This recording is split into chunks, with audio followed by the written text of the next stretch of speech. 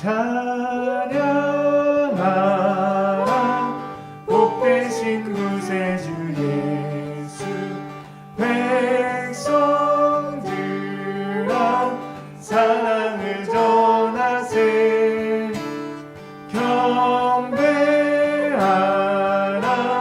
하늘의 천군과 천사. 주님 앞에 영광을 돌리세. 목자같이 우리를 지키시고 종일 품에 늘 안아주시니. 찬양하라 높으신 권세를. 찬양 찬양 찬양 영원히 부르세. 찬양하라 복되신 구세주 예수. 우리 대신 죽음을 당했네. 구주 예수 영원한 구원의 소망. 경배하며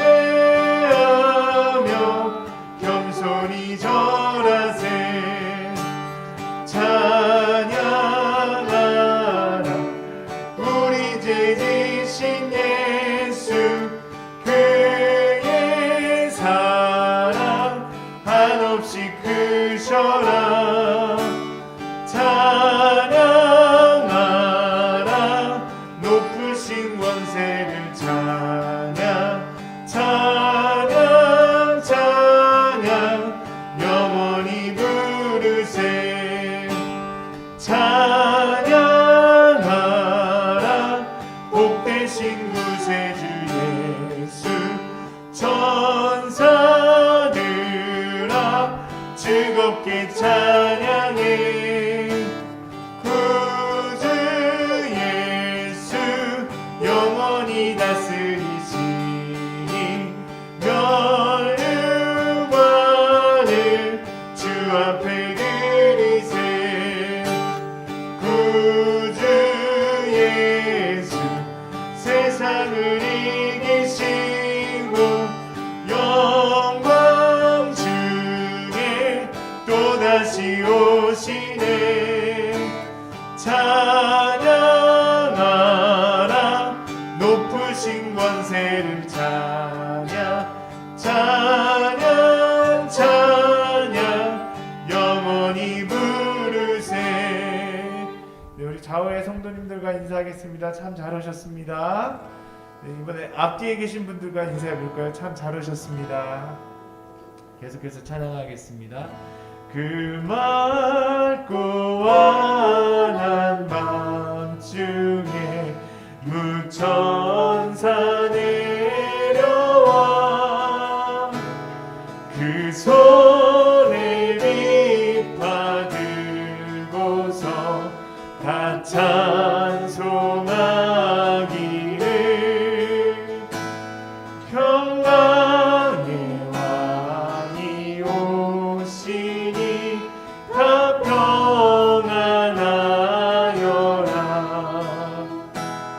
그 소란하던 세상이 다 고요하도다. 무천사 날개 펴고서 이 땅에 내려와. 그때에 부른 노래가 또다시 들리니. 이 슬픈 많은 생의 의미로 넘치고 온 세상 기뻐 뛰놀며 다 찬송하도다. 옛 선지의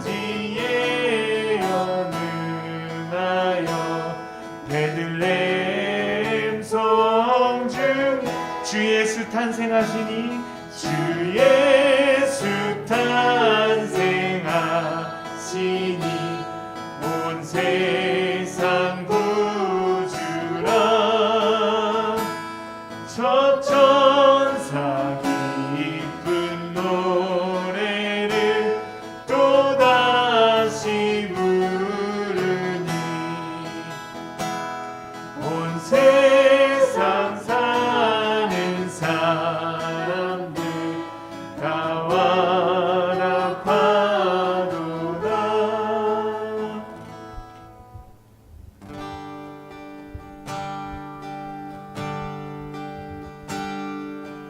내 주를 가까이 하게 함은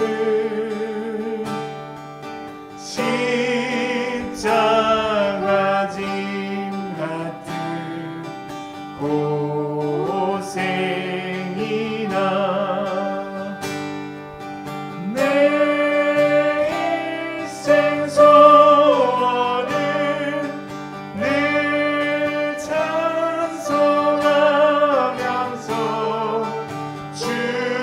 주께로 나가기 원합니다. 내 고생하는 것, 내 고생하는 것 예나고니 돌베개 외고자 갔습니다. 꿈에도 소원이 늘 찬송하면서 주께로 나가기 원합니다. 천성에 가는 길, 천성에 가는 길 험하여도 생명길 내나니 은혜로다. 천사날 부르니 늘 찬송하면서 주께로 나가기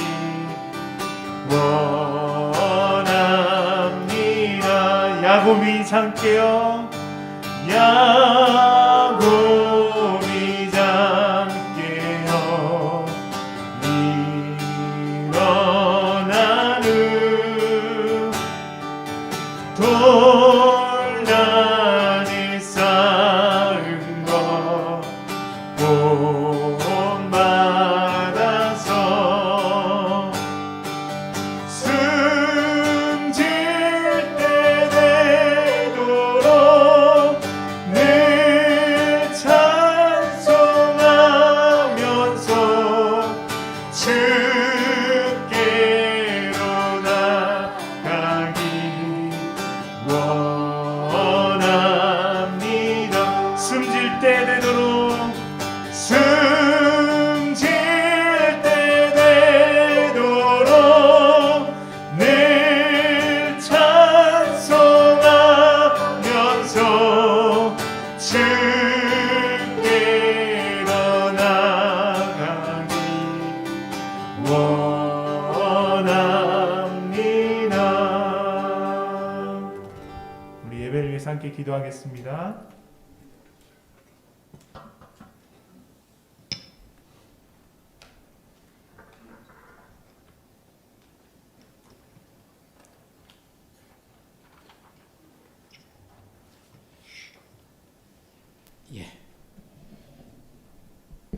천지를 창조하시고 우리를 구원하신 우리 성삼위 하나님 앞에 우리가 감사하는 마음으로 이 아침에 또 2부 예배를 시작하도록 하겠습니다. 다 같이 묵상 기도함으로 우리 2부 예배를 시작하도록 하겠습니다.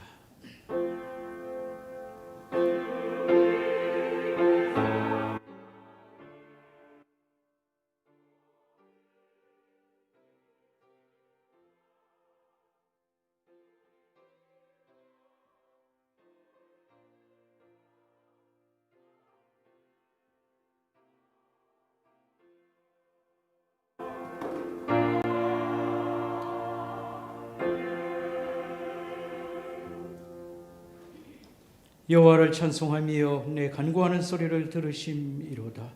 여호와는 나의 힘과 나의 방패이시니 내 마음이 그를 의지하여 도움을 얻었도다. 여호와는 그들의 힘이시여 그의 기름 부음 받은 자의 구원의 요새시로다. 하나님은 영이시니 예배하는 자가 신령과 진정으로 예배할지니라. 아멘. 하나님 아버지 하나님 감사합니다. 겨울의 문턱을 넘어서 추위가 느껴지는 때지만 저희들 잘 견디게 하옵시고 포근한 아침을 주심을 감사합니다. 무엇보다도 마음의 평온함을 허락해 주시고 우리의 생명과 구주가 되시는 성삼위 하나님 이 아침도 감사함으로 나와서 경배케 해주심을 감사합니다. 하나님 이곳에 우리 성삼위 하나님 임재하셔서 영광을 받으시고 말씀하여 주시고 우리가 진심으로 기뻐하며 하나님을 섬길 수 있도록 하나님 돌보아 주시옵소서. 감사를 드리오며 예수님의 이름으로 간절히 기도드리옵나이다. 아멘. 우리 다 같이 자리에서 일어나셔서 14장 찬송하겠습니다.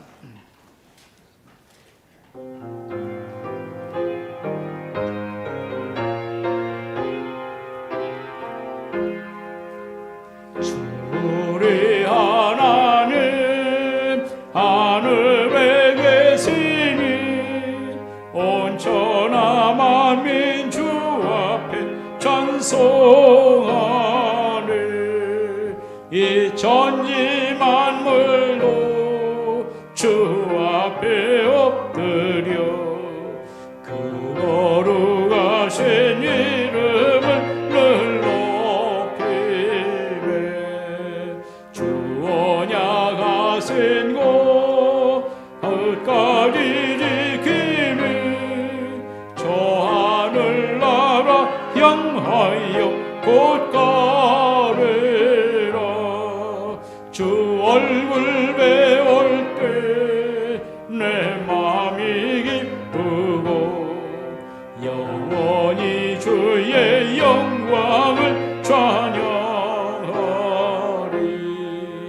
왕의 왕 되신 주 하늘에 계시니 이 세상 죄악 이기신 그 주 예수. 저 전군 천사들 주옹이하고서 우성도 함께 영원히 늘 섬기네. 성삼위일체께 승리한 우리를 다 기쁜 소리 높여서 감사드려. 창조주 하나님 내 주님 되시니 주 앞에 나도 엎드려 경배하세. 아멘. 우리 서신 채로 머리 숙여서 참여하는 마음으로 하나님께 기도드리겠습니다. 하나님 아버지 아침도 저희들을 불러 모아 주시고 주의 보좌 앞에 가까이 나와 예배할 때에 우리 자신들을 먼저 살피게 하옵시고 죄와 허물은 주 앞에 고백하며 또 용서받고 또 정결함과 새로운 삶을 살아갈 수 있도록 은혜를 베푸심을 감사를 드립니다. 시험을 보고 입시를 치르는 계절입니다. 실력이 빈약한 학생들에게는 어려움이 많은 것처럼 오늘 시련과 어려움이 많은 이 시대에 우리의 성경 말씀 실력과 기도의 실력이 빈약하지 아니한가 돌아봅니다. 때로는 불성실함과 게으름으로 했다 그만두었다를 반복하는 그런 생활 습관들 하나님 부끄러움과 죄된 요소는 용서하여 주시옵시고 고쳐 살 수 있도록 도와주시기를 원합니다. 우리와 함께 해주심을 굳건히 약속 우리 주님이 하셨습니다. 세상 끝날까지 너희와 함께 한다고 하셨사옵고 두세 사람이 내 이름으로 모이는 곳에 너희와 함께 한다고 하셨습니다. 그래서 우리를 세워주시고 돕는 하나님의 역사 우리 주님이 함께 하심을 저희들 그렇게 마음으로 받아들이고 있사오나 마치 하나님이 내가 어려울 때에 너무 멀리 계신 분으로 생각하거나 나는 외톨이라는 그런 생각을 가질 때가 적잖게 있었습니다. 하나님은 나를 돕지 아니하신다 라고 하는 불만족과 같은 것들이 우리 무의식이라도 있지 않은가 생각을 하오며 하나님 잘못된 이해와 불신감이 자꾸 올라오는 이런 것들 하나님 우리의 죄된 모습인 줄 아오니 용서해 주시고 제거해 주시고 고쳐 살 수 있도록 도와주시기를 원합니다. 이 시간 하나님과 나만이 하는 은밀한 죄악을 고백하오며 참여하는 기도를 계속하옵나이다.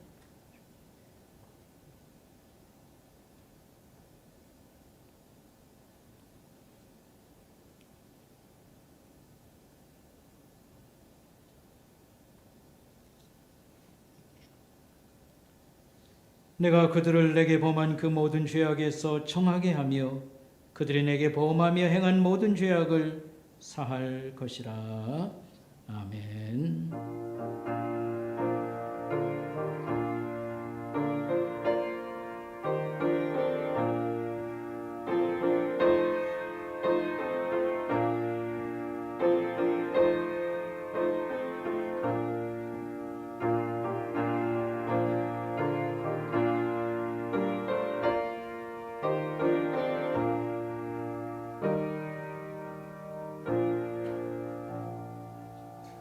자리에 앉아주시기 바라겠습니다. 성시를 교독하겠습니다. 찬송가 뒤에 교독문 116번 말씀입니다. 찬송가 뒤에 교독문 116번 말씀입니다.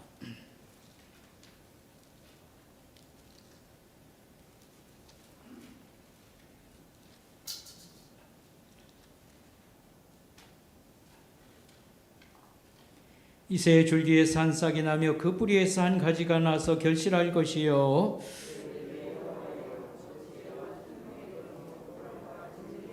지식과 여호와를 경외하는 영이 강림하시리니 그의 눈에 보이는 대로 심판하지 아니하며 그의 귀에 들리는 대로 판단하지 아니하며 그의 입에 막대기로 세상을 치며 그의 입술의 기운으로 악인을 죽일 것이며 그때 이리가 어린 양과 함께 살며 표범이 어린 염소와 함께 누우며 암소와 곰이 함께 먹으며 그것들의 새끼가 함께 엎드리며 사자가 소처럼 풀을 먹을 것이며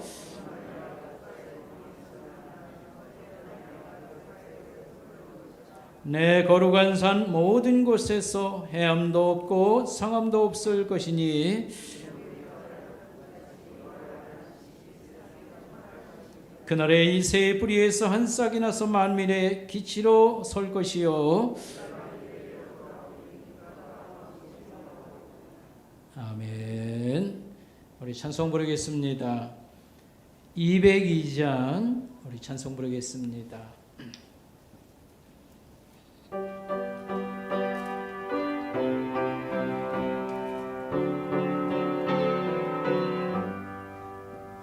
하나님 아버지 주신 책은 귀하고 중하신 말씀일세 기쁘고 반가운 말씀 중에 날 사랑한단 말 참 좋도다 주께서 나를 사랑하니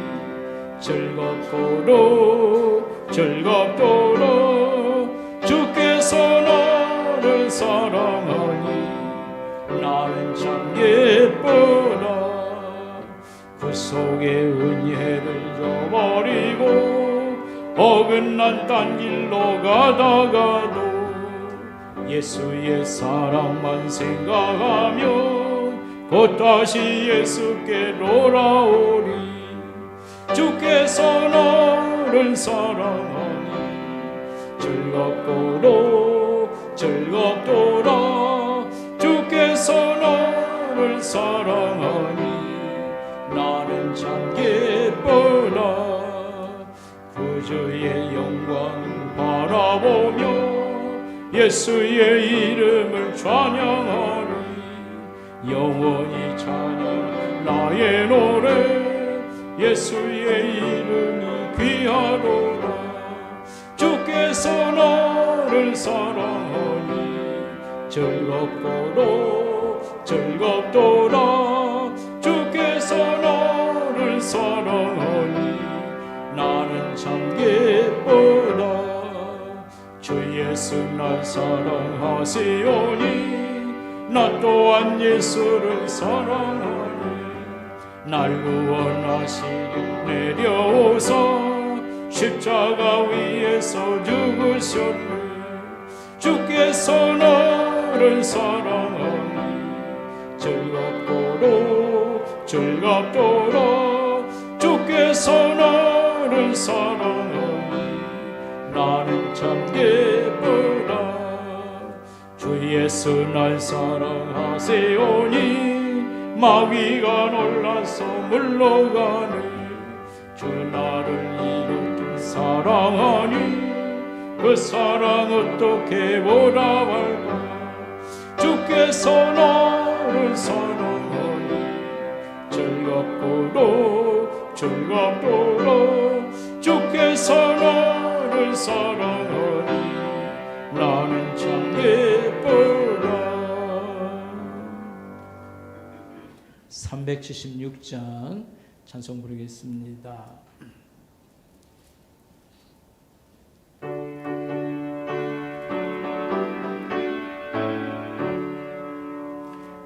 나그네와 같은 내가 힘이 부족하오니 전능하신 나의 주여 내 손잡고 가소서. 하늘 영신 내게 먹여주소서. 하늘 영신 내게 먹여주소서. 수정 같은 생명수로 항상 내어주시고 불과 구름 기름으로 갈 길 인도하소서. 나의 주여 힘과 방패 되소서. 나의 주여 힘과 방패 되소서. 요단강을 건널 때에 겁이 없게 하시고 저기 있는 가나안 편일하게 하소서. 나의 주께 항상 찬송드리리. 나의 주께 항상 찬송드리리. 아멘. 우리 하나님께 기도드리겠습니다. 조경래 집사님 기도 인도하시겠습니다.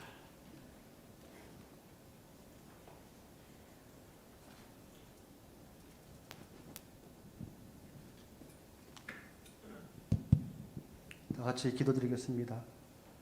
사랑과 은혜가 풍성한 살아계신 하나님 아버지, 오늘 또 이 시간을 허락하시어서 이 자리에 모여 주님께 예배드릴 수 있도록 허락하신 은혜 감사드립니다.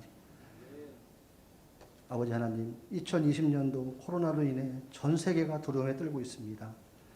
하나님, 믿음의 심판인 줄 알고 하나님 믿음의 심판이고 시험인 줄 모르고 자연재앙인 줄만 알고 주님을 멀리하고 두려움에 떨기만 하고 있는 많은 자녀들을 불쌍히 여겨주시고 어렵고 힘든 코로나 시기에 더욱더 주님께 기도로 온 힘을 다하는 모든 성도들이 되게 하여 주시기를 간절하게 구하옵나이다. 또한 코로나19가 주님 은혜 속에 빠르게 백신이 개발되어 종식될 수 있도록 주님 은혜 내려 주시옵소서. 더욱 감사한 것은 우리 선목교회 성도들은 단 한 명도 코로나로 인해 질병의 위험을 당하지 않도록 도와주신 은혜 하나님께 감사드립니다. 또한 주일 예배를 온라인으로 드리며 신앙이 조금은 멀어질 수 있었으나 다니엘 기도로 다시 회복시켜 주시고 다시 은혜를 받을 수 있도록 하나님께서 다니엘 기도를 허락하신 은혜 감사드립니다.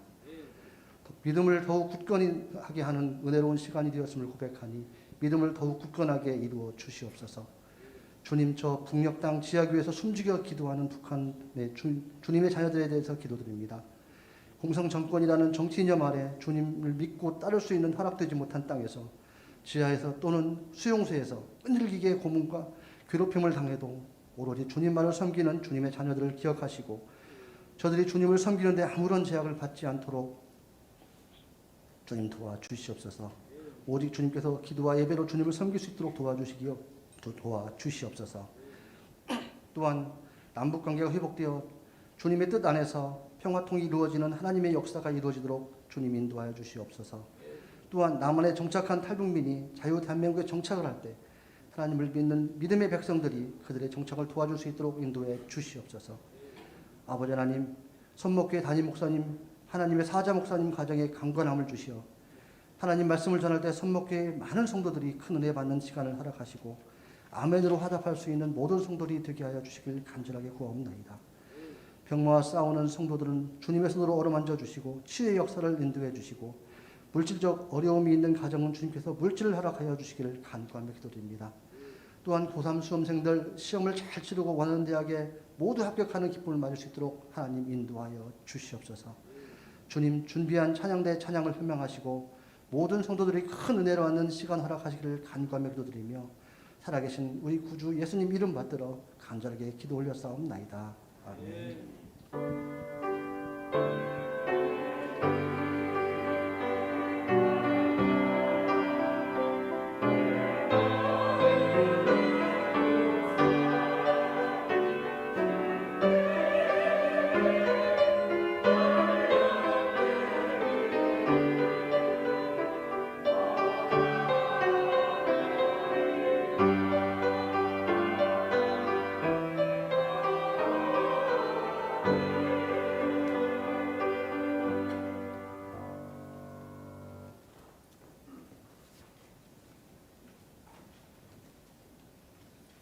아침에 주신 하나님 말씀 구약성경 시편 1편 말씀입니다.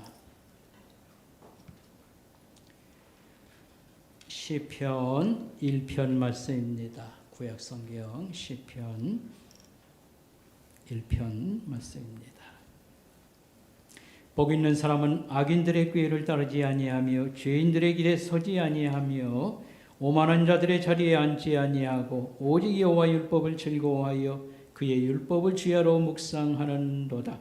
그는 시냇가에 심은 나무가 철을 따라 열매를 맺으며 그 잎사귀가 마르지 아니함 같으니 그가 하는 모든 일이 다 형통하리로다.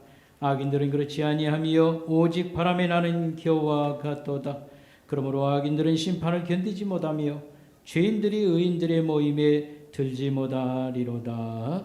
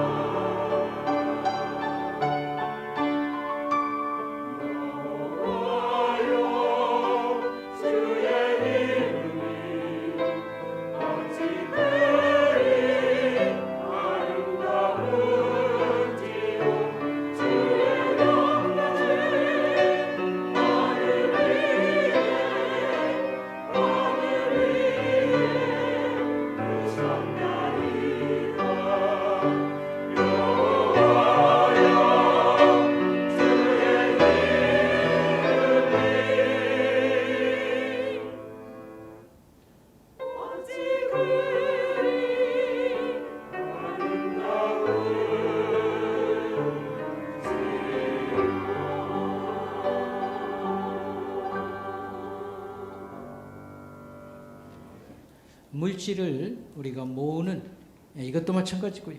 명예욕이나 권력도 역시 마찬가지가 되겠습니다. 인간의 욕구가 여러 가지가 있습니다만 두 가지로 요약을 하면 잘 사는 것과 죽지 않는 것, 이렇게 요약을 할 수 있겠습니다. 이 욕구를 완벽하게 채워줄 수 있는 그런 능력을 가지신 분은 오직 하나님밖에 없습니다.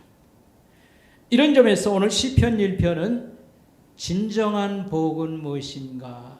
재물을 많이 모으거나 명예를 크게 얻은 것이 아니라 하나님과 교제, 가까이 하나님을 이렇게 섬기며 교제하는 삶, 그리고 거기서 오는 그런 기쁨을 누리는 사람이 복받은 사람이다, 이렇게 말을 하고 있습니다.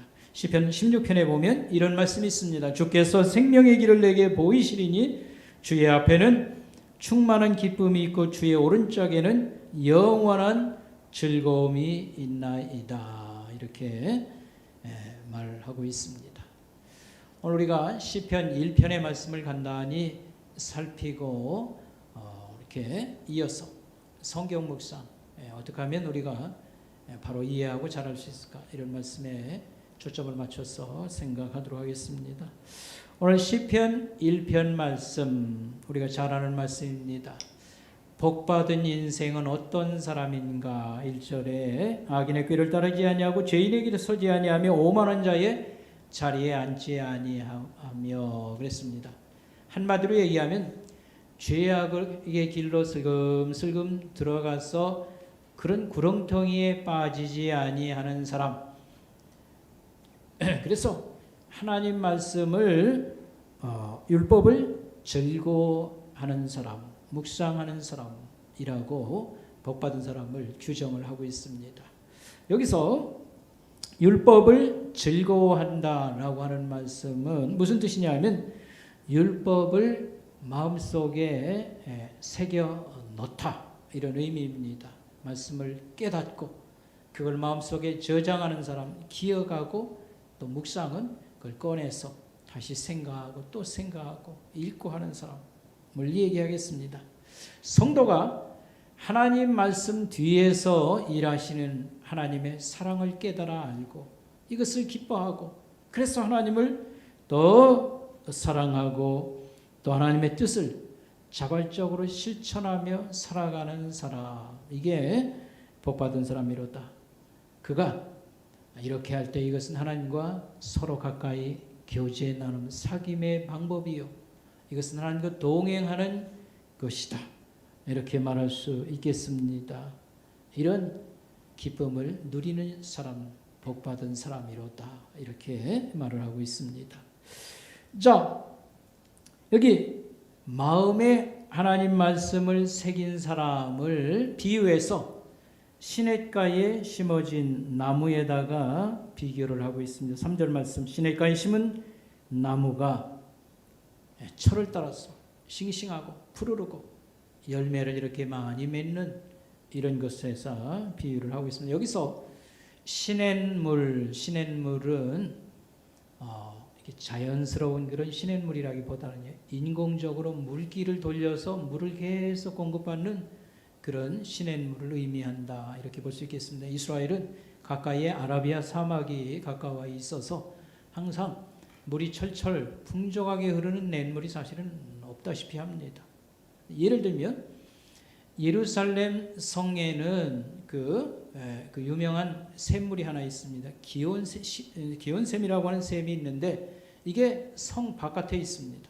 그러자 다윗이라든지 히스기야 왕은 전쟁을 대비해서 이 물기를 성 안으로 끌어들입니다. 근데 이게 쉬운 일이 아닙니다. 그 바위가 많고 또 산악의 그런 지형을 갖고 있습니다. 그래서 바위를 깊이 파고 안반을 뚫고요, 그 다음에 지하 수로를 내서 성 안으로 물을 끌어들여서 그 물을 저장하고 식수로 사용하고 대역사를 이루었지요. 이와 마찬가지로 자연스럽게 물이 철철철 넘치는 그런 시냇물은 찾아보기가 힘들고 인공적으로 그 유명한 그런 갈릴리 호수라든지 아니면 기온샘과 같은 물이 많은 것을 성 안으로 끌어들이는 이렇게 해서 항상 물이 공급되는 곳에다 심겨진 나무, 이런 의미가 되겠습니다.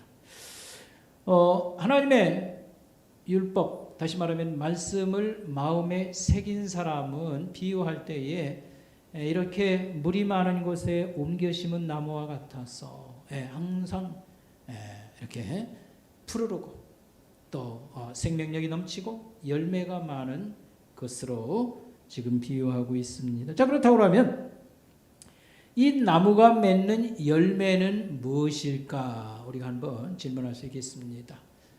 열매가 풍족하다고 할 때 이 열매는 무엇일까? 이것은 하나님과 이웃에 대한 이 인애와 그 다음에 공의와 의라고 하는 열매를 말한다. 우리가 다른 성경을 참조로 이렇게 말할 수 있겠습니다. 시편 112편의 말씀이나 이사야서 5장 말씀을 우리가 참조해 보면 하나님은 이런 열매 맺기를 기대하시고 백성들 삶 속에서 개인에게서 이 열매를 찾기를 원하신다, 이렇게 말을 하고 있습니다.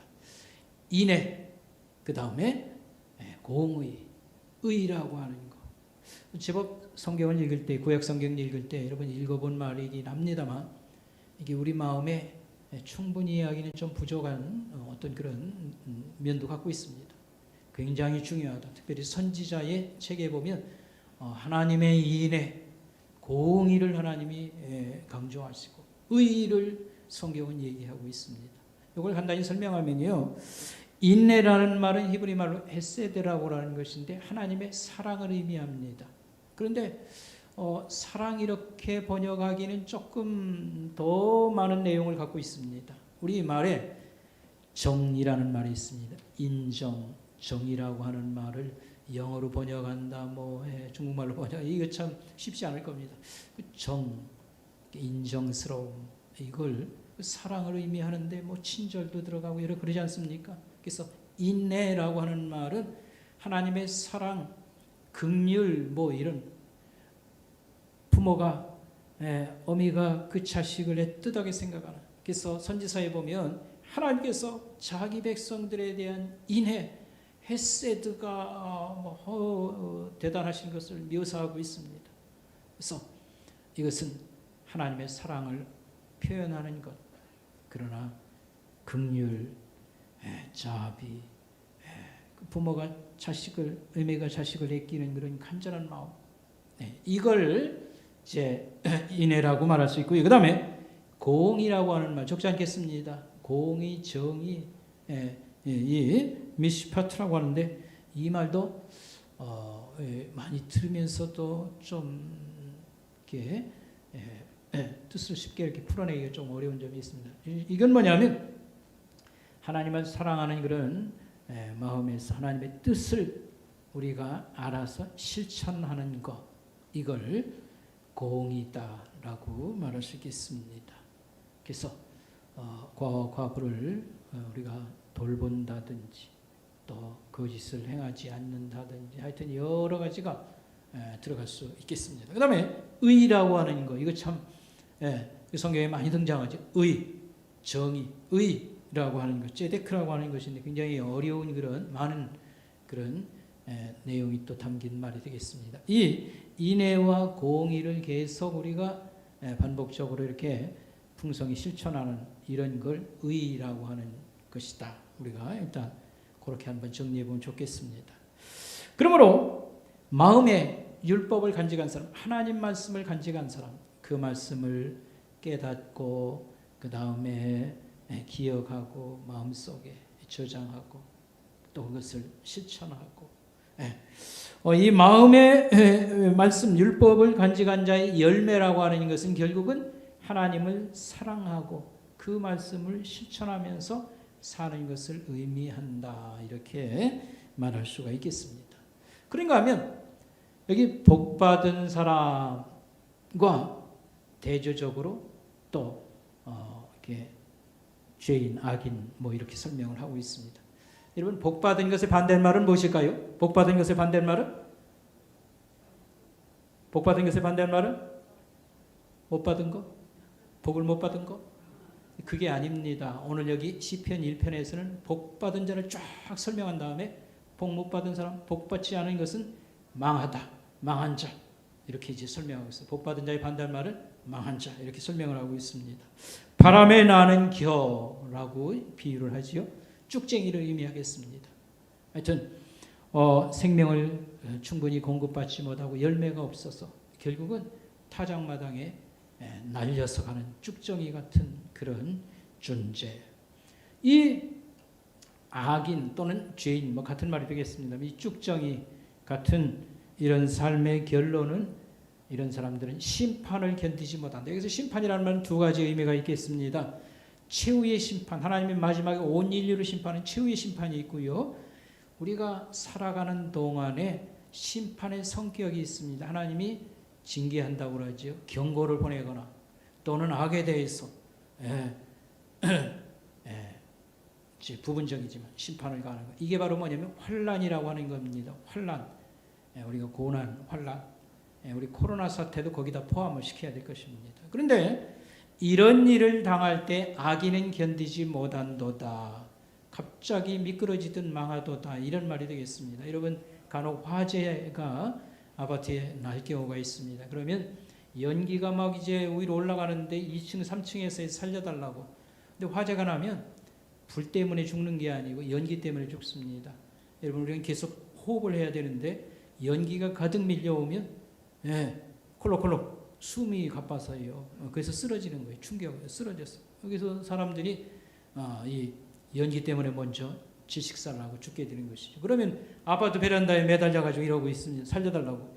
근데 금방 무슨 소방차가 달려왔으면 좋겠는데 그러지 못하거나 사다리차가 못 오면 힘이 없어서 결국은 뛰어내리거나 아니면 어떻게 합니까? 힘이 빠져서 갑자기 밑으로 떨어지지요.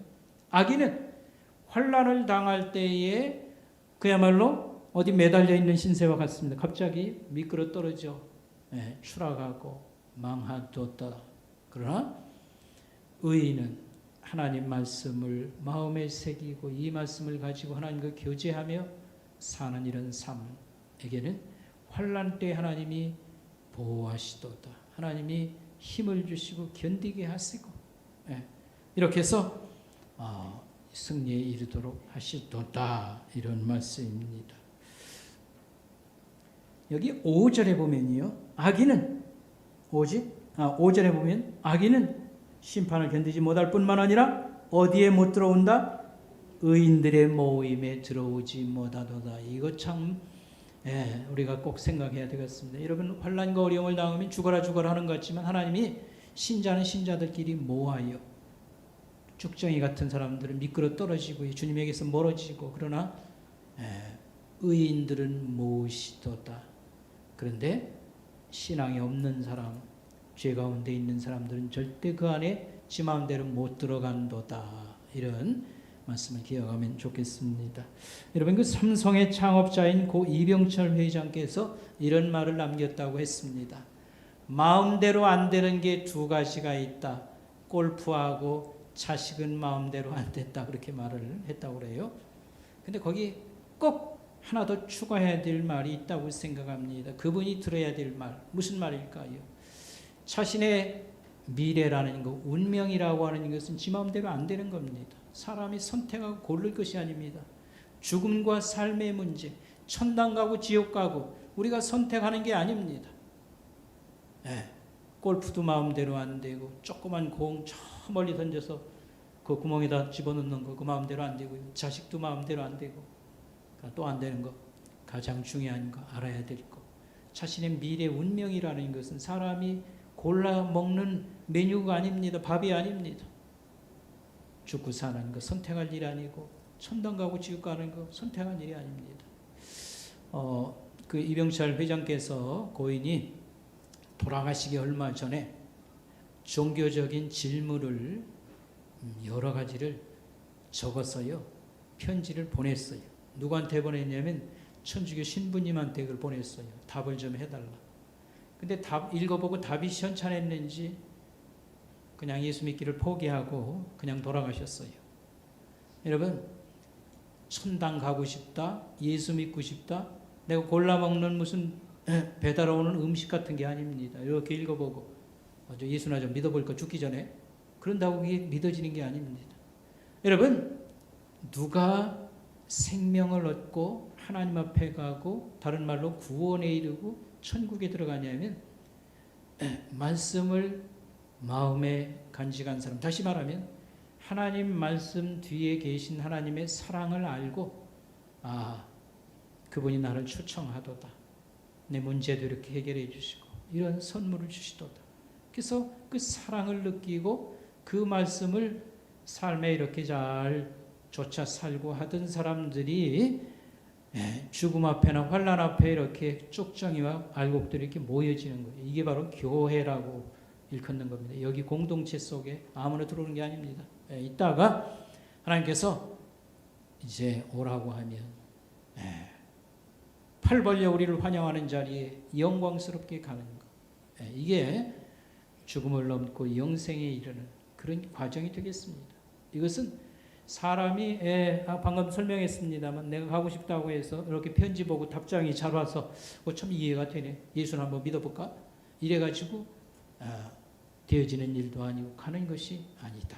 이렇게 말할 수가 있겠습니다. 여러분 그 인쇄물에 보면 오른쪽 면 그 꼭대기 상단에 베드로 전서의 말씀이 있습니다. 베드로가 교회에 보낸 편지 속에 나오는 말씀입니다. 우리 같이 한번 읽어보겠습니다. 시작. 예수를 너희가 보지 못하였으나 사랑하는도다. 이제도 보지 못하나 믿고 말할 수 없는 영광스러운 즐거움으로 기뻐하니 매점의 결국 곧 영혼의 구원을 받음이라 그랬습니다. 이게 자기가 돌아보는 그 교회들 신자들을 보니까 지금 예수를 본 사람도 아니에요. 자기 베드로는 예수님을 밑에서 말씀을 들었고 배웠지만 다른 신자들은 예수를 믿지도 않는데도 불구하고 뭡니까? 본 일도 없는데도 예수님을 사랑하고 따르고 있습니다. 그리고 너희가 마음에 그렇게 신앙 가지고 소망을 품고 기뻐하는구나. 믿음의 결국은 영원한 구원이로다. 이렇게 말을 해주고 있습니다. 자, 오늘 이제 두 번째로 오늘 제목처럼 하나님 말씀 묵상이 우리가 바로 좀 알고 이해하고 바로 실천을 했으면 좋겠다. 이런 뜻에서 구체적인 그런 말씀을 이론적인 말씀을 제가 이렇게 준비를 했습니다. 여러분 성경 묵상 우리 선목교회가 강조하기를 한 근 20년은 됐어요. 성도들도 제법 여기 동참하는 사람들이 많이 있고 또 어떤 때는 좀 연초라든지 중간중간 강조하면 했다가 또 바쁘면 못했다 여러분 그렇게 하신 줄 압니다. 그런데 이걸 바로 잘 이해하고 이 중요성이 왜 이걸 이렇게 강조를 하는가 이걸 좀 깨닫고 어떻게 하면 좀 잘할 수 있을까 그 방법론적인 거 이걸 말씀을 드렸는데 오늘은 제가 이론적이랄까요 그런 걸 말씀드리고요. 다음 주에 한 번 더 이제 실천적인 실제적으로 한다고 할 때 어떻게 해야 되나 뭐 지금까지 여러분이 하는 방법이 있고 우리가 또 목사 지도를 받으면서 해온 게 있지만 좀 잘하는 거 이걸 목표로 말씀을 이렇게 드리도록 하겠습니다. 이 말씀을 준비할 때에 저는 이병헌 목사님이라는 분의 도움을 많이 받았습니다. 이분은 미국에서 공부도 잘했고 지금은 뉴욕 쪽에서 이렇게 선원이라든지 뱃사람들 이런 선교사 이런 사역을 하고 있습니다.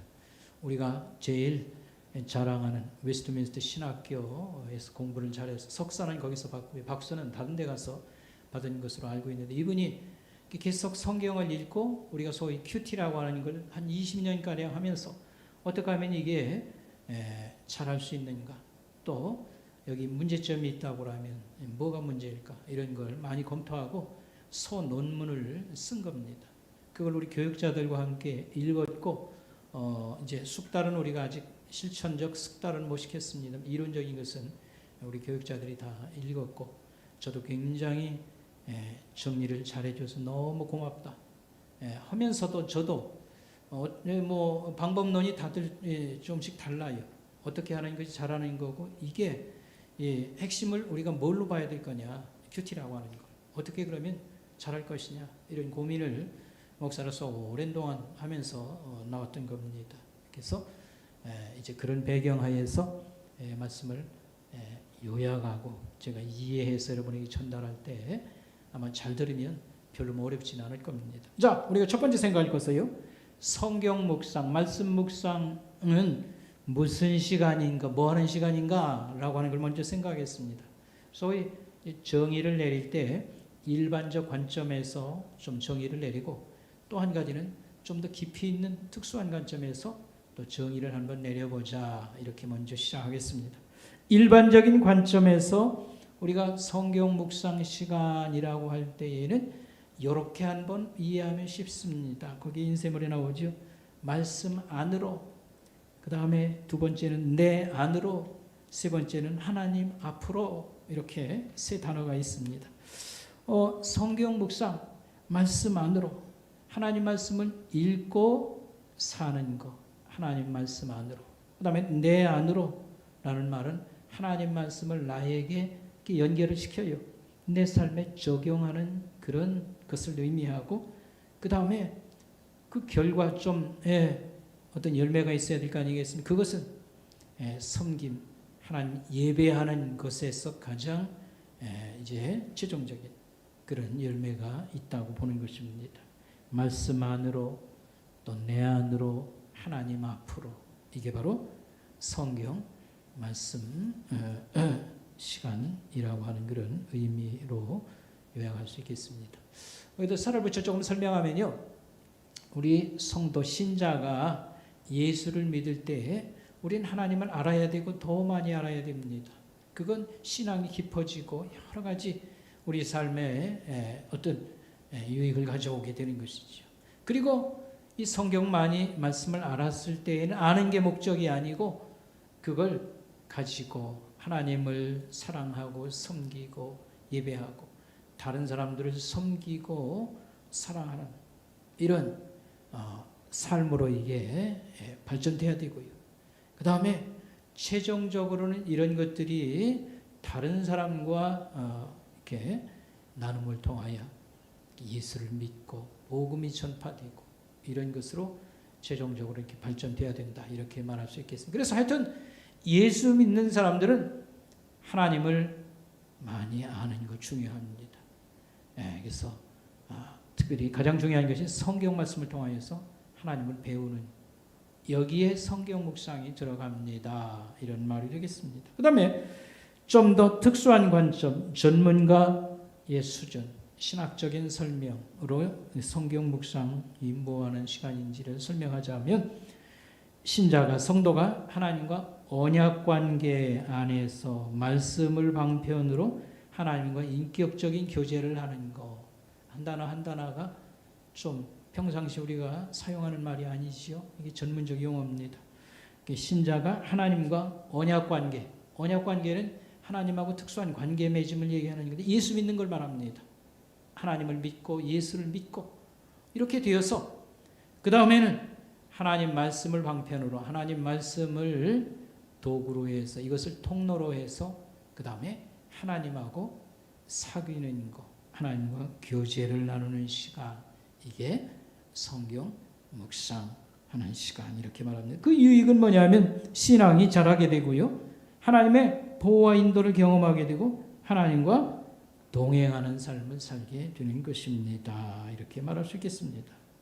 여기서 이미 지금 설명했습니다. 하나님과 언약관계라고 하는 말, 이걸 언약관계 안에서 사귀는 거라고 하는 게 이제 핵심인데, 그걸 조금 더 설명을 하자면, 하나님이 사람, 인간에게 주신 축복이라고 할까요? 가장 큰 게 뭐냐면 창조와 구원이라고 하는 그런 사건입니다. 창조는 하나님이 세상을 만들고 나를 만든 겁니다. 근데 이 창조와 구원이 가장 큰 선물인데, 이것은 항상 그 받는 우리 입장에서는 하나님과 관계 맺음이라고 하는 게 성립이 되는 겁니다. 좀 어렵게 설명하는 것 같기도 합니다만, 하나님이 사람을 지었을 때에는 하나님은 창조자요, 우리는 지음받은 존재로서 그분을 고맙다고 해야 할 거 아닙니까? 그분을 과의 어떤 목적이 있다고 하면 이런 관계를 계속 이어가야 될 게 아닙니까? 그래서 창조는 이 관계 맺음, 사귐 이런 거하고 연결이 되고요.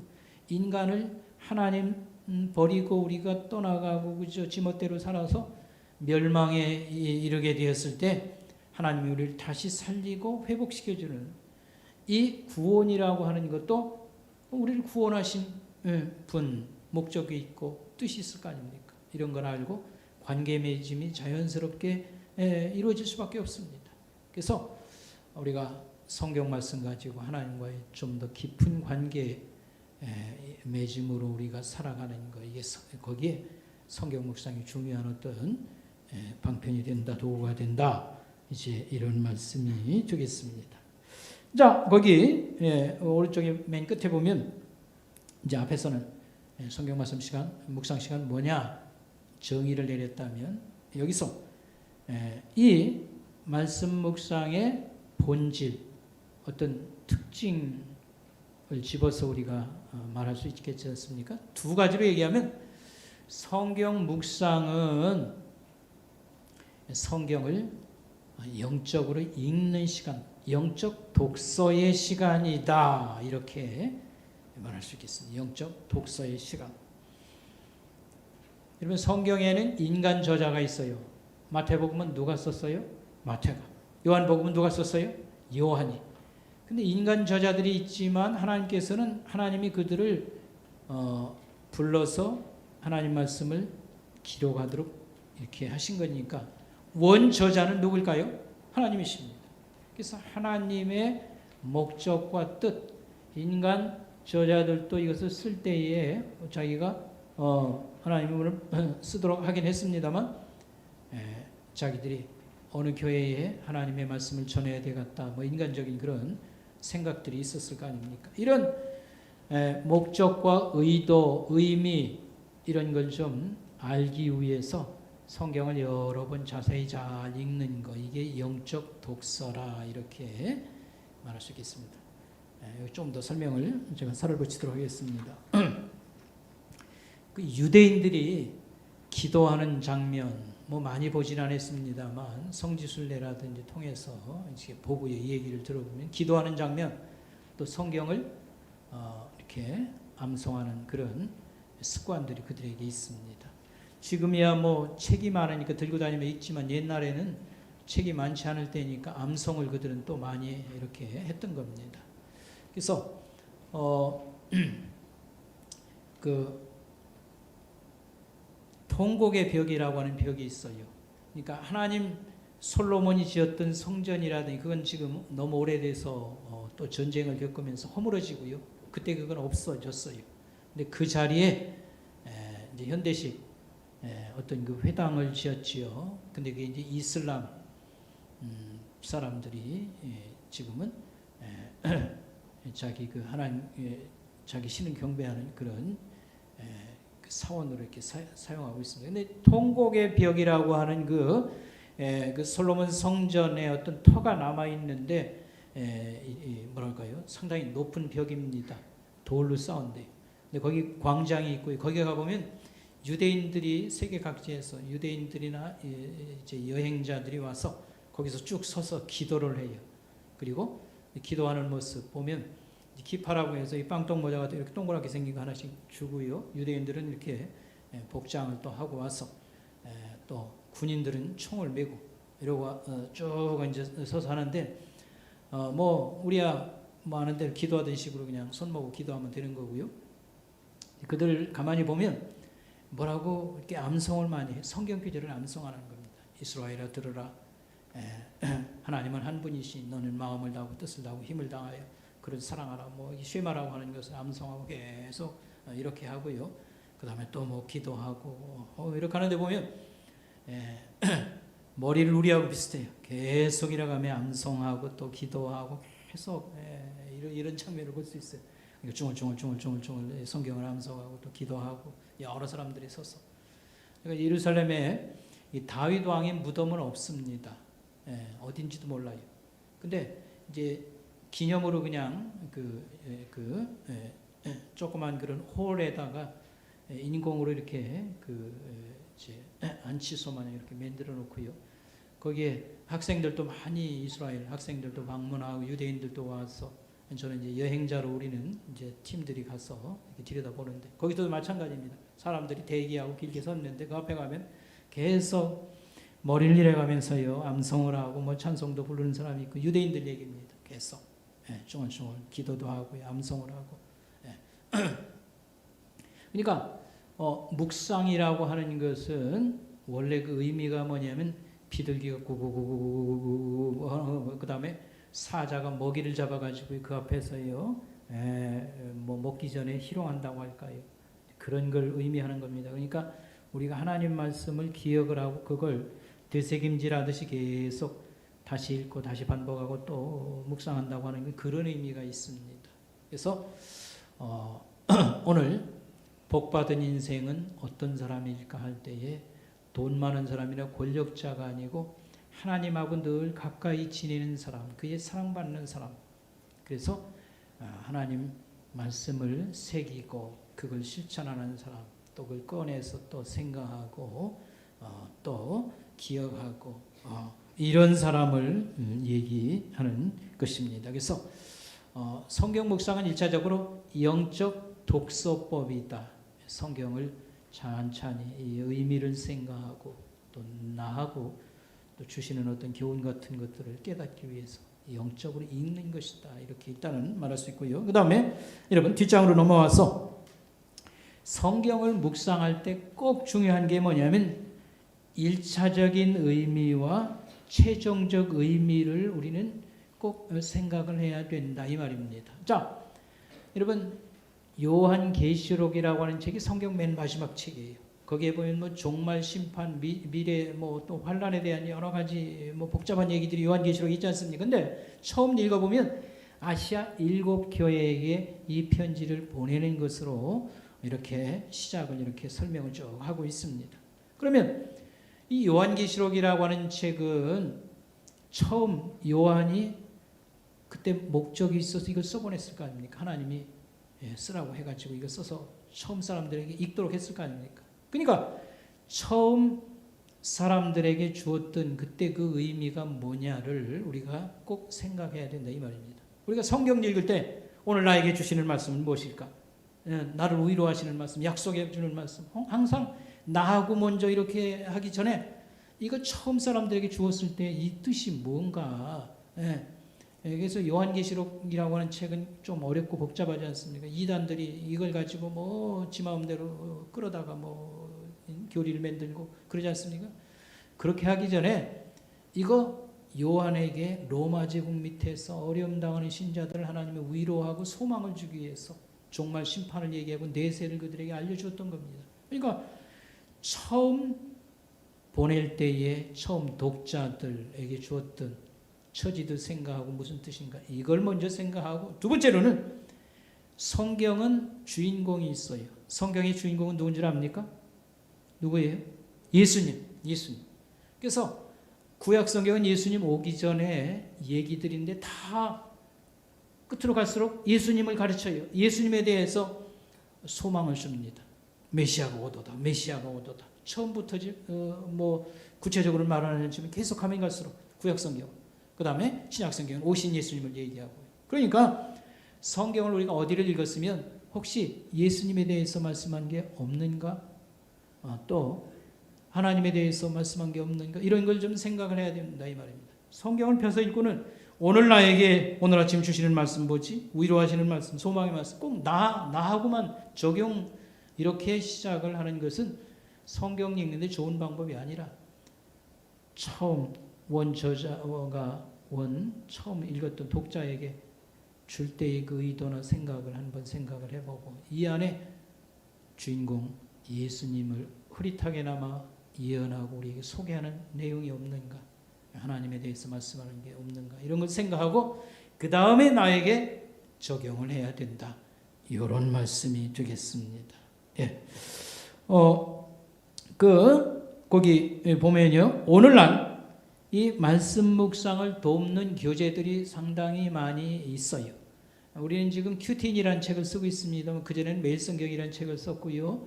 근데 그런 좋은 책들이 한 10가지 정도 넘습니다. 그런데 그 책들을 보면 장점도 있지만 단점도 상당히 있더라. 그 얘기인데 이제 여기 이랬습니다. 말씀 묵상을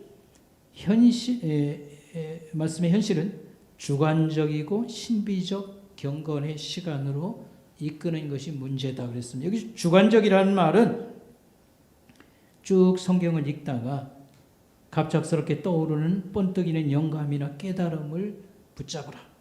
이게 오늘 하나님이 내게 주시는 뜻이다. 이런 식으로 우리가 이해를 한다든지, 신비적이라는 말은 성령님이 직접 귀에다 대고 우리에게 말씀을 들려준다고 하는 생각입니다. 근데 이것은 옳지 않습니다. 성령님은 이래라 저래라, 하나님은 오늘 이렇게 해라 저렇게 해라 우리에게 지시를 하시지 않습니다. 이 말은 여러분 의아하게 생각할지 모르나 하나님은 간접적인 방법으로 우리의 일을 인도하시고 위로하고 도와주시는 겁니다. 귀에다 대고 오늘 누구를 만나라 뭐 해라 이렇게 지시를 하지 않는다, 이런 말씀입니다. 여러분이 의아하게 생각할지 모르겠습니다. 간증을 들어보면 성령께서 뭔가를 깨닫게 하고 어디 뭘 결정하고 했다고 하는데 어떻게 되는 겁니까? 여러분, 하나님께서는 매우 위기를 만난다든지 할 때에는요, 급한 마음을 주신다든지요, 차에서 내리라든지 이런 특별한 그런 사례들이 있어요. 그러나 아침에 내가 성경을 읽을 때 성령님이 오늘 뭐를 이렇게 지시하고 누구를 만나라든지 뭘 하지 말아야 된다든지 매번 그렇게 해주는 게 아니고, 하나님은 간접적인 방법으로 우리를 인도하고 도와주신다는 걸 조금 이따 다시 설명하겠습니다. 자, 거기 그 뒷장에 그 가운데쯤 보면 말씀 묵상은 신비한 하나님의 음성을 직접 듣는 시간인가 할 때에 예스의 노요? 노입니다. 아닙니다. 하나님의 신비한 음성을 듣는 시간이 아니다, 이런 말씀입니다. 이것은 우리가 고민하기 전에 청교도들이 이미 17세기에 성경을 그들이 굉장히 사랑을 했기 때문에 읽으면서 고민했던 겁니다. 성령께서는 매번 신비한 음성을 우리에게 주시는 것은 아니다. 이것은 그 감정주의에 빠지는 것이다, 이렇게 말을 했어요.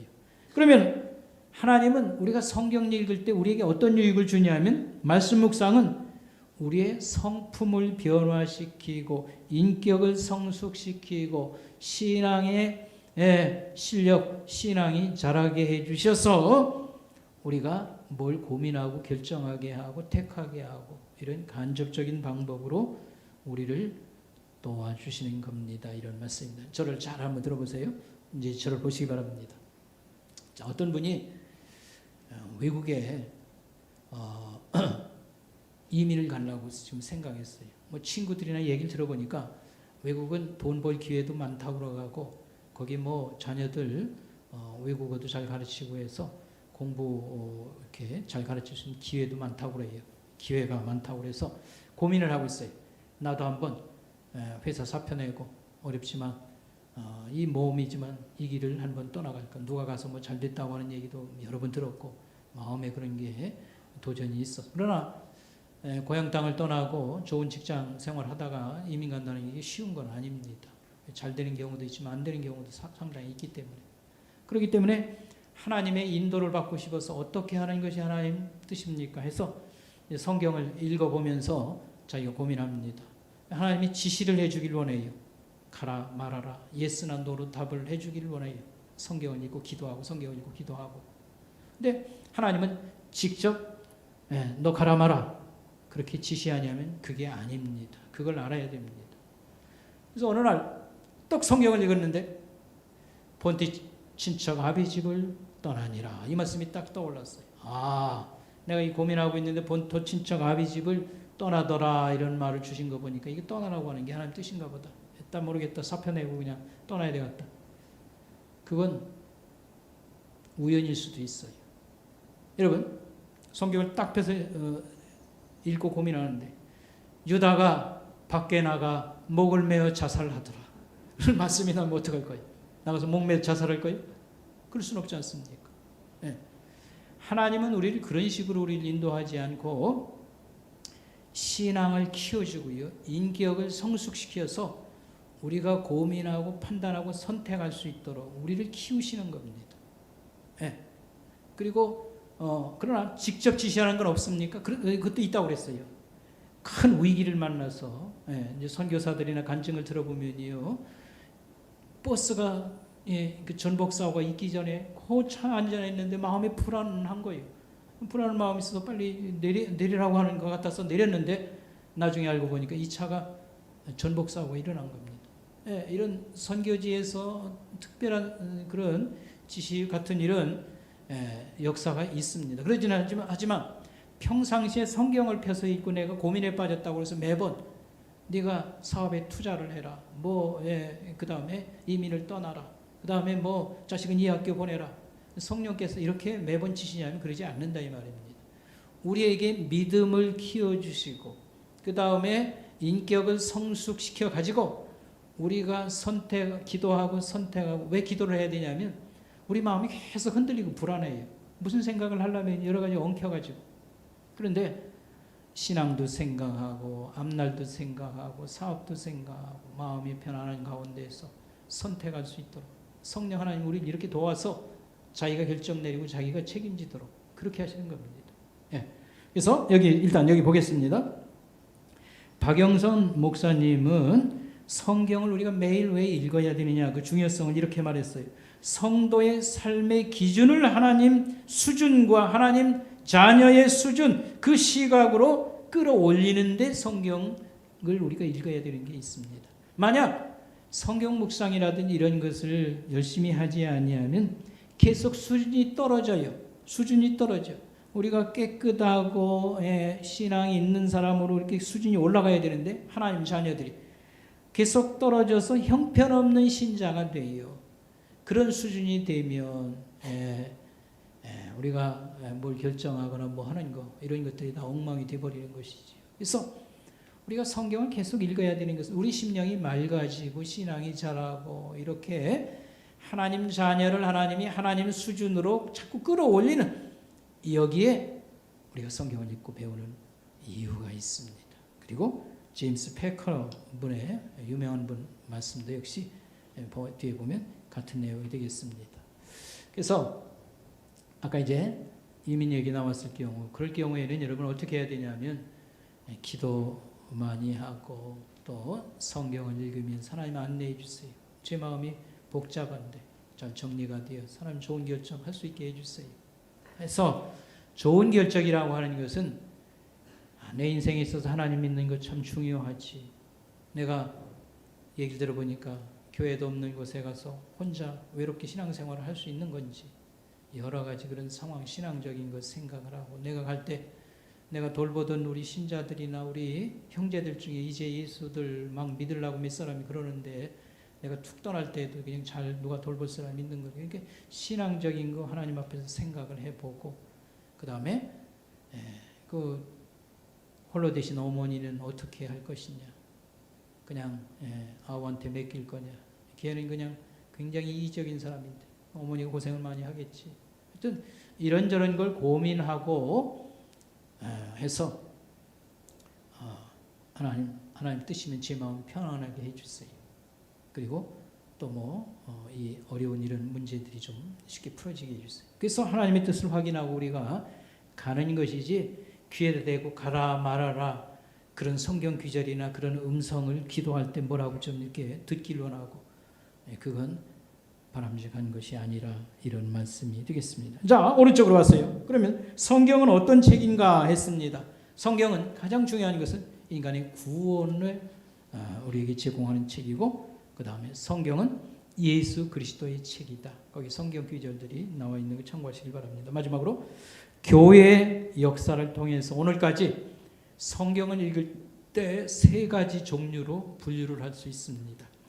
구속사적 성경 읽기와 풍요적 성경 읽기와 도덕적 성경 읽기가 있는데, 각각은 우리는 이 첫 번째를 가장 중요시 여기고 이걸 강조하는 거예요. 구속사적 성경 읽기. 근데 이게 잘 안 된다 이런 말씀을 앞에서부터 지금 드려왔던 겁니다. 한국에도 우리 성경 읽기를 늘 많이 강조를 하고요. 큐티를 강조하고 도 없는 이런 책들이 우리 이름에 익숙한 것들이 한 10가지가 훨씬 넘습니다. 그렇지만 정확히 들여다보면 구속사적인 성경 읽기를 하지 못합니다. 이런 말씀이 되겠습니다. 우리가 쓰는 큐티인 책에도 구속사적인이라는 표현, 구속사적인 이 말을 굉장히 많이 나와요. 보면 신자의 간증이나 책에서. 그런데 그 의미를 정확히 알고 쓴다고 제가 보기에는 맞지 않습니다.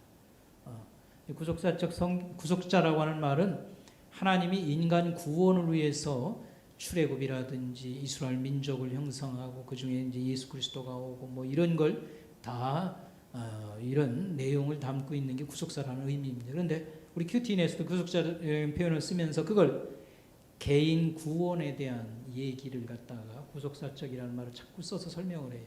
근데 그건 충분한 그런 내용이 거기 담긴 건 아니다. 이런 말씀을 먼저 드리고요. 구속사적인 성경 읽기는 뭐냐면 문맥과 상황을 고려해서 본문의 의미를 먼저 잘 이해하는 것입니다. 그래서 문학적 문맥이라는 건 뭐냐면 외국어나 그러니까 그 구약 성경은 히브리어, 그다음에 신약 성경은 그리스어, 헬라어로 되어 있기 때문에 이런 외국어나 국어 실력을 가지고 좀 이렇게 살필 수 있어야 됩니다. 이 얘기고요. 역사적인 상황, 역사적인 그런 지식이 좀 풍족해서 성경 이해하는 데 좀 이렇게 도움을 받아서 성경을 바로 잘 이해하고 해석하고 이해하는 이런 게 첫 번 필요합니다. 우리 이제 일반적으로는 이건 전문가들이 많이 해야 되니 그러니까 우리는 도움을 받아야겠지요. 그래서 본문의 의미를 이해를 하고 두 번째 성경 주인공 그리스도와 어떻게 관련을 맺거나 보여주는 내용이 있는가 이걸 꼭 좀 생각을 해야 됩니다. 그리고 이제 세 번째 그 다음에 나에게 적용을 해야 됩니다. 내게 뭘 가르쳐 주거나 뭘 깨닫게 하거나 뭘 위로하는가. 원래 독자들을 향한 의미, 그 다음에 예수 그리스도와의 관계나 하나님이나 성령님에 대해서 말씀해 주는 게 있는가를 생각해 보고 그 다음에 내게 적용해야 됩니다. 이 말씀입니다. 여러분 앞에서 설명하니까 잘 이해가 되시죠? 우리가 성경을 피면 쭉 몇 번 읽은 다음에 오늘 나에게 주시는 의미는 무엇일까? 꼭 나하고만 이렇게 관계를 맺는 이게 좋은 성경 읽기 방법이 아닙니다. 묵상 방법이 아닙니다.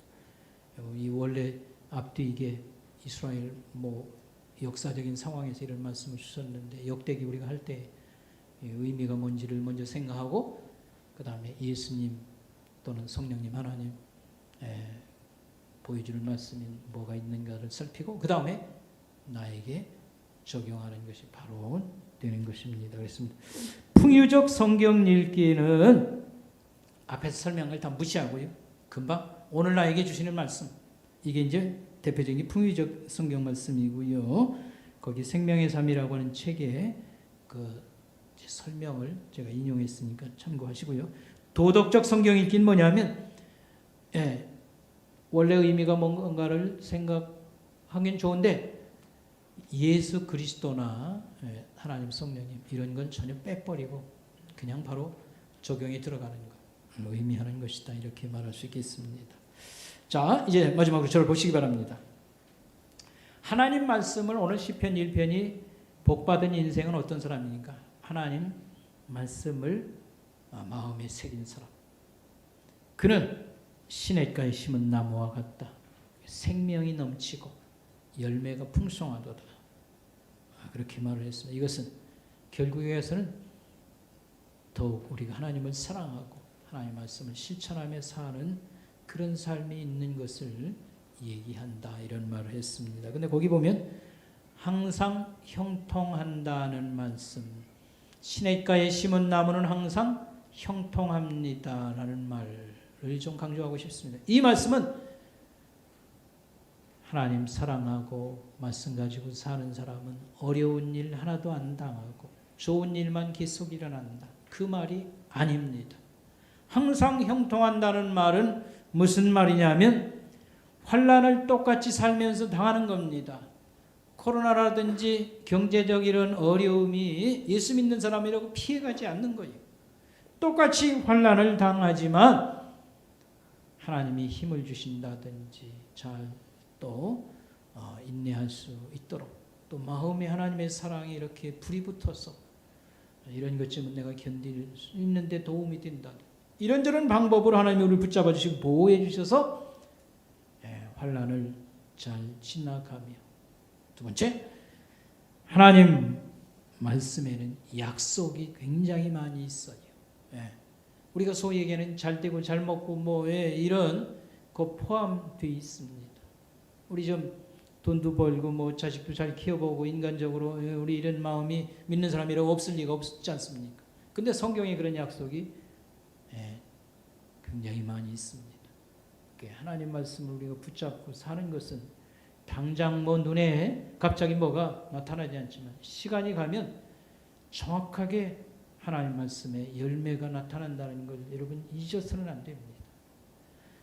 여러분이나 나나 이 지역은 어려운 사람이 많은 동네입니다. 우리 성도들을 할 때 저는 그 책임이, 여러분이 하나님을 잘 믿도록 도와주는 거, 이 목사의 책임이라고 생각. 그러나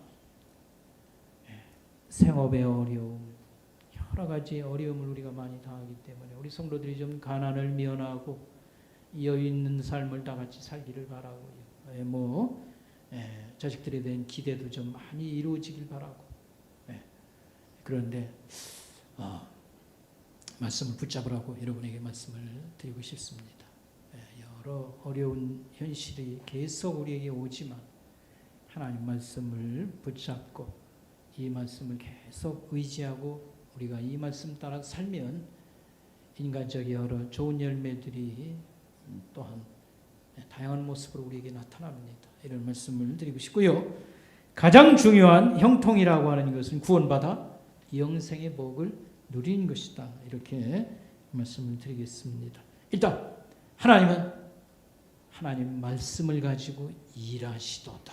이 말씀을 꼭 잊지 마시길 바라겠습니다. 기도하겠습니다. 하나님 아버지 하나님 감사합니다. 하나님께서 특별히 우리를 사랑하시고 우리를 향한 선한 목적과 뜻과 구원의 이런 놀라운 계획을 가지실 때 이 성경 말씀을 통해서 이런 것들을 알려주시고 이걸 붙잡고 살도록 오늘도 역사하심을 깨닫게 해주시면 감사합니다. 원하고 바라옵게 우리 선목교회 사랑하는 성도들, 하나님 처음 믿을 때보다 하나님께서 여러 면에서 많은 그런 은총 가운데 우리를 인도해 주시고 돌봐주시고 믿습니다.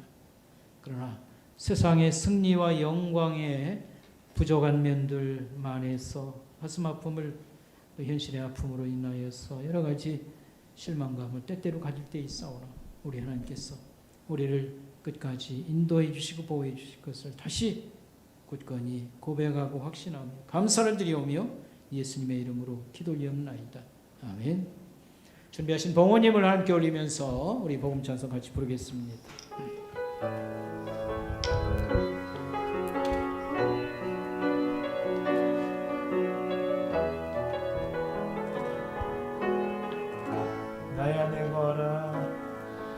하나님 아버지 하나님 감사합니다. 이 아침에도 감사함으로 예배를 드리옵고 귀한 헌금을 가려서 주 앞에 봉헌을 드렸습니다. 우리의 마음을 읽으시고 또 이 예물이 주의 거룩한 일에 잘 쓰여지며 열매가 많게 해주시길 원합니다. 하나님 아버지, 이제 겨울을 저희들이 살아갈 때 이 석 달 건강하게 잘 살아가게 하옵시고 우리 노인 성도들과 하나님 코로나 전염병의 공포로부터 지켜주시기를 간절히 원하고 바라옵나이다. 특별히 건강치 못하고 병원에서 치료를 받거나 또 수술을 앞둔 성도들 기억하셔서 치료해 주시기를 간절히 원하고 바라옵나이다. 입시의 그런 철입니다. 우리 성도들, 자녀들 하나님 지나갈 수 있도록 길을 열어주시고 수도권 대학에 다 들어갈 수 있도록 하나님이 도와주시옵소서. 또 경제적 여러 난관이 많을 때에 직장에 취업하기 원하는 성도들 취업하게 해 주시옵시고 또 먹고 사는 여러 가지 경제적인 난관을 호소하는 우리 성도들, 또 장사하는 사람들과 또 영업활동을 하는 성도들 특별히 하나님 보호해 주시고 도와주시고 함께하여 주시옵소서. 한 해가 다 가기 전에 하나님 우리의 부족을 극복하게 도와주시옵시고 또 여러 가지 무거운 짐들 좀 가볍게 되어지기를 원하오니 하나님 힘이 날 수 있도록 여러 면에서 하나님이 도와주시고 보살펴 주시고 함께하여 주시옵소서. 감사를 드리오며 예수님의 이름으로 간절히 기도드리옵나이다. 아멘. 우리 함께 예배드린 성도들과 서로 여러분 인사 나누시길 바랍니다. 안녕하세요. 예.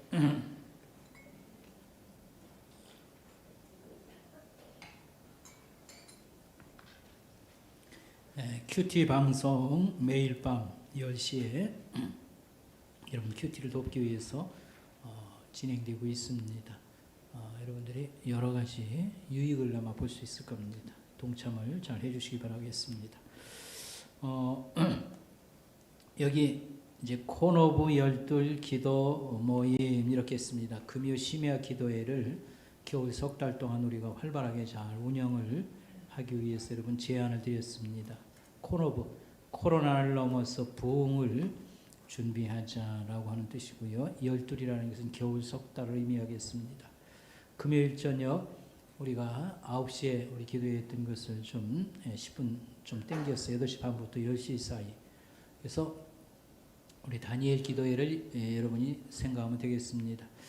격주로 간증자를 세워서 새롭게 해서라든지 이런 것에서 좋은 간증을 택해서 우리가 나눠 듣고요. 그 다음에 또 힘을 받아 또 기도에 그 다음 주에는 집중하고 이렇게를 반복하겠습니다. 이번 주에는 윤지영 목사라고 하는 분 호주 감옥에 일어났던 성령의 역사를 증거할 때 여러분 많은 유익이 있을 겁니다. 그래서 우리가 기도하고 또 말씀을 묵상하고 이런 중에 이 어려움을 잘 극복하고 또 부흥의 불이 우리 교회에 임할 수 있도록 여러분 협조해 주시기 바랍니다. 마스크가 백신이다. 이 기속 질병관리 부서에서 문자를 보내지 않습니까? 거기 그런 내용이 있어요.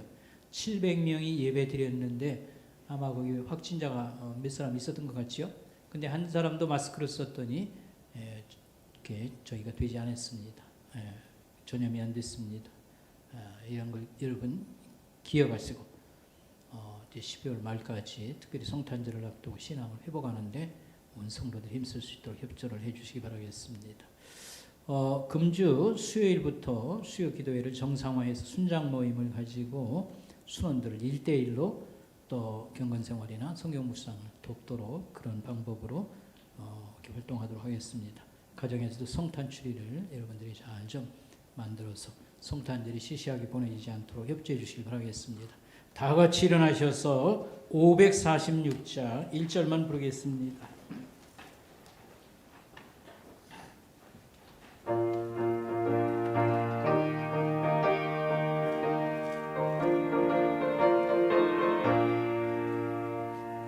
주님이 말씀 위에서 영원토록 아비라 소리 높여 주께 영광 돌리며 약속 믿고 굳게 서리라 굳게 서리 영원하신 말씀 위에 굳게 서리 굳게 서리 말씀 위에 굳게 서리라. 지금도 우리의 피난처요 도움이신 우리 주 예수 그리스도의 귀하신 은혜와 하나님 아버지의 끝없으신 사랑하심과 성령님의 우리를 양육하시고 또 돌보시고 교통하시는 역사가 오늘 예배드리는 성도들 머리 위에 가정 위에 생업 위에 지금부터 영원까지 함께 계실지다. 아멘.